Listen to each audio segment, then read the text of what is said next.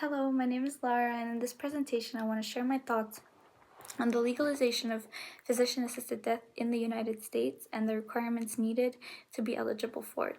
Imagine a situation in which a family member or someone you love is in a critical health condition and they're exclaiming they want to die. You'd probably be very sad and shocked to hear that, since they're just saying they want to leave you behind and you don't know what to do. But what about them in this situation? What about the unbearable pain they're going through? It's a very tough decision, since in the end, both result in someone suffering. As of right now, 10 states in the United States allow physician-assisted death, provided that you are at least 18 years old, are conscious of making your own life decisions, and are terminally ill. In this case, have 6 months or less to live. But are these requirements enough to ensure that the death is not irrational or unnecessary? Let's start off with the first point, being 18 years old. While doing my research, I found out that the human brain does not stop developing until the age of 25. It's a part in the brain called the amygdala, and it's located in the temporal lobe. And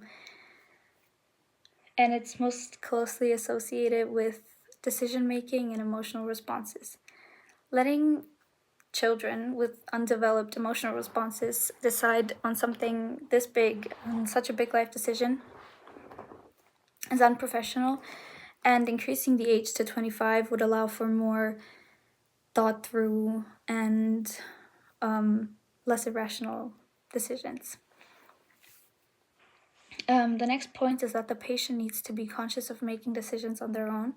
I believe that any patient should be tested by a psychiatrist before, to ensure that the patient is not suffering from any mental health illnesses, next to being conscious of making their own decisions, to ensure that the patient is not suffering from even the slightest depressed state, because even those make the want to die even bigger.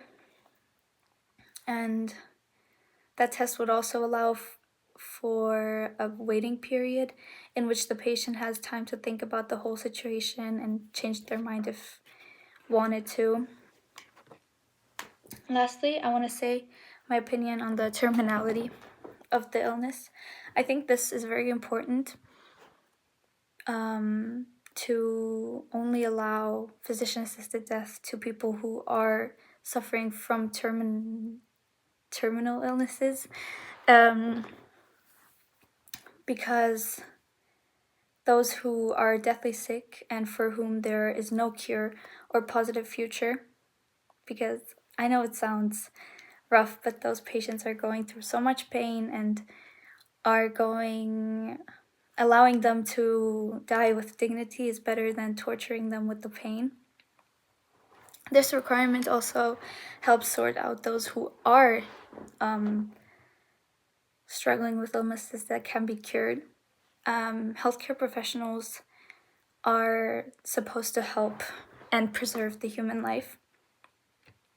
So if someone is only temporarily in pain, healthcare professionals should focus on saving them and not assisting them to death. So these are the requirements that should be made and adjusted to the existing ones in all states of the United States, because it is important to let an individual die with dignity, meaning in this case to save them from further intolerable pain. It is so much safer to leave the patient in the hands of a healthcare professional instead of risking them taking their own life or be unhappy in the last moments of the life.